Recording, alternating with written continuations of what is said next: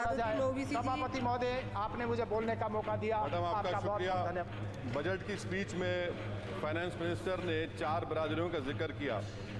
भारत की सबसे बड़ी अक़लियत मुसलमान है, 17 करोड़। मैं हुकूमत से जानना चाहता हूं कि क्या 17 करोड़ मुसलमानों में गरीब नहीं है, नौजवान नहीं है, किसान नहीं है, ख़वातीन नहीं है? वतन अजीज़ में सबसे गरीब मुसलमान है, सबसे ज़्यादा नाखवानगी मुस्लिम ख़वातीन में। AIDS और PLFS का डेटा ये बताता है कि मुसलमानों में सबसे कम असासे है और कंजम्पशन लेवल दूसरे मजहबी ग्रुपों के बनिस्बत सबसे कम है। तालीमी इदारों में मैडम 15 और 24 साल की उम्र में भर्ती एनरोलमेंट में मुसलमानों की सिर्फ 29%, शेड्यूल कास्ट की 44%, हिंदू OBC के 51% और हिंदू अपर कास्ट की 59% है। हायर एजुकेशन मुसलमानों का एनरोलमेंट सिर्फ 5% है। PLFS का 2018-19 का डेटा विज एम्प्लॉयज़ बताता है कि मुसलमान 22% थे, 2022-23 में 15% हो चुका है। सेल्फ एम्प्लॉयमेंट में मुसलमान, हिंदू, सिख से ज़्यादा 58.4% है। रेगुलर वेज एम्प्लॉयमेंट में सबसे कम मुसलमान है 15% और कैजुअल लेबर में सबसे ज़्यादा मुसलमान 26% है। तो मुसलमानों का शेयर रेगुलर एम्प्लॉयमेंट में लॉस हो रहा है एम्प्लॉयमेंट का।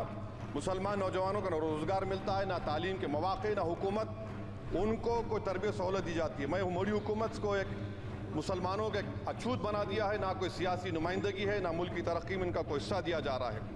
मैं मैडम, माइनॉरिटी वेलफेयर मिनिस्ट्री में 2023-24 में 38% की बजट में कमी कर दी गई, 5,000 से 3,000 करोड़ कर दिया गया। इस साल के बजट में सिर्फ चंद 100 करोड़ का इजाफा किया गया, मगर 23-24 के बजट के लेवल पर पैसे मुख्तसर नहीं किए गए।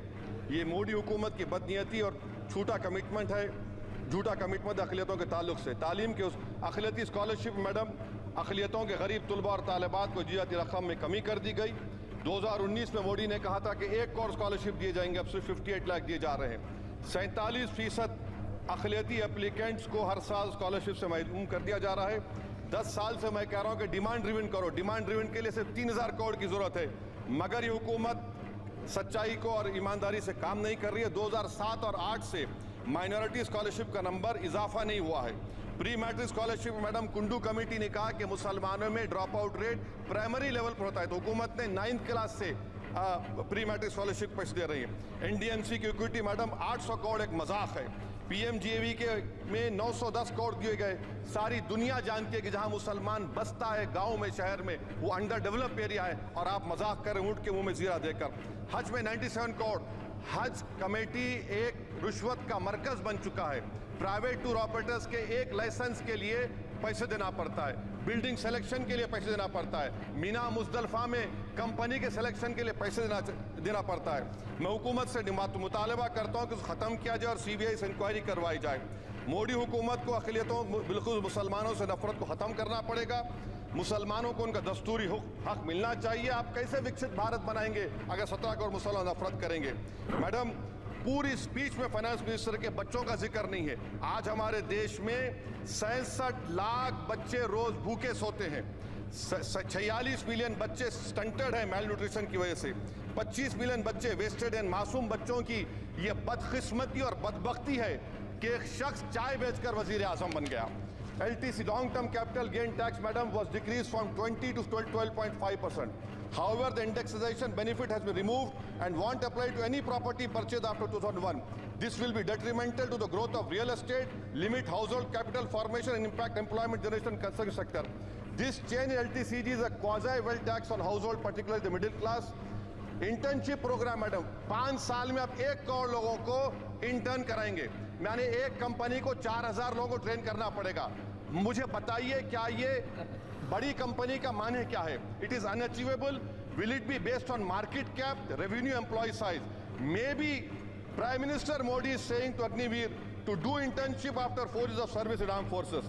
Madam, 21 billion people have given up all hope and stopped looking for jobs. This brings down to 9% eligible population that either employed or they're looking for jobs. Maybe finance minister can introduce a Berozgar tax and tax unemployed as well.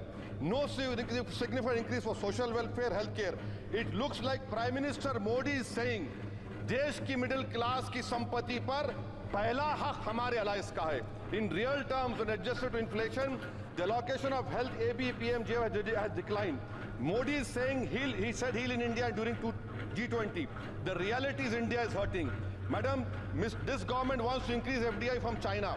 Is the Prime Minister not concerned that our armed forces cannot patrol 26 patrolling point out of 65 in Ladakh? Maybe the Prime Minister wants the Chinese monopoly Indian markets. Import from China have crossed 101 billion 2024. Prime Minister Modi says Khelo India, but in reality the budget has shown that Modi government policy is Jhelo India.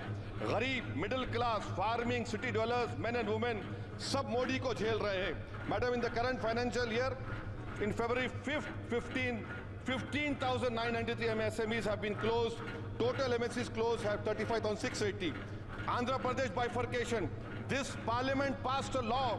For last 10 years, Modi government has shown their intellectual dishonesty in not giving ITR, IIM, Bayram Steel Factory, Railway Corridor Hazipet, recognition of Palmaru as National Education Project. This shows intellectual dishonesty of this government. Madam, I end my speech by quoting a famous poet, and I'm amending certain verses.